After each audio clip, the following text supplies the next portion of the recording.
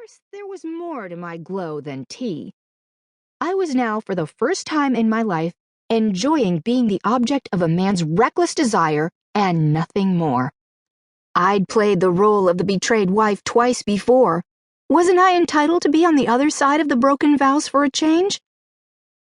A single rap on the hotel room door told me he was here, and I rushed to open it, loving that he jumped all these hoops for no other reason than to make love to me, while resting in the complacent knowledge that the unfaithful ways of the man now slowly and knowingly taking me in with his eyes were someone else's problem.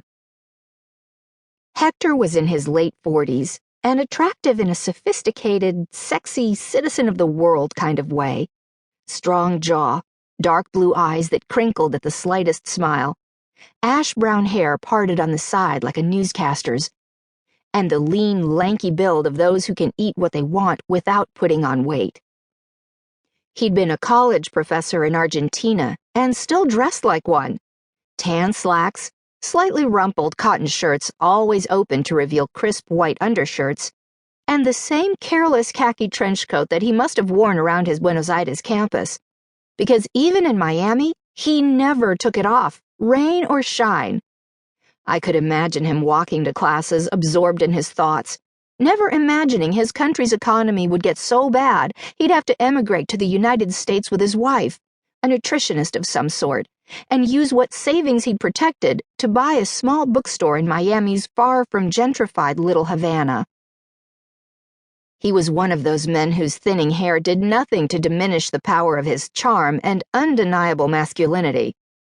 I could almost see how his unruly brows, coupled with the smile I'd come to know so well, always somewhere between properly friendly and slightly mischievous, might have been hard to resist for even the most emotionally stable of his students. He was smiling that smile now, as his eyes took in my feet and then my hips, lingering for a moment on my breasts. Next, the outlining of my mouth, and finally a full stop right into my eyes, before grinning with feigned modesty, as if the evil of his thoughts were too much even for him. "Hey," I said. "Hey," he returned my greeting, forgetting the H, stepping into the room and kicking the door shut with his foot before wrapping his arms around me and walking forward, all the while holding me tight, so that I was forced to walk backward in a jumbled tango two-step past the suite's little salon and into the bedroom area, where I heard him toss what I knew would be a book onto the bed behind me.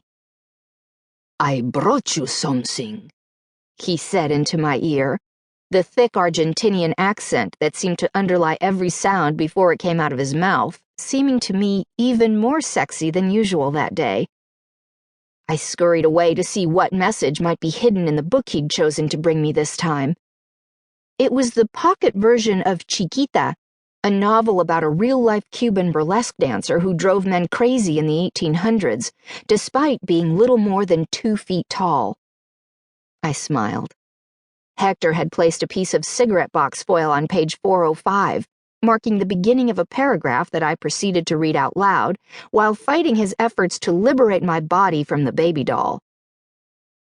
"A scandal like that was in no one's best interest, so with all the pain of their souls, the lovers had to separate," I read, then closed the book, confused. "What's wrong, Flaca?" he asked, using his favorite endearment for me, which means slim and is common in Argentina.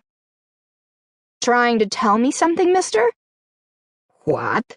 No, of course not. The marker, how you say, it must have slipped. You can see how sophisticated it is." He smiled, taking off the trench and slipping off his shoes. "Nah, I just love the author. And you know, he's local, comes into the store a lot. So if you like it, I can introduce you to him one of these days." "Oh. Why? Were you scared I was telling you something?" "Please," I said, pursing my lips to the side like a good Cuban. "You do look a little scared," he said, coming closer with pretend concern. "Nope.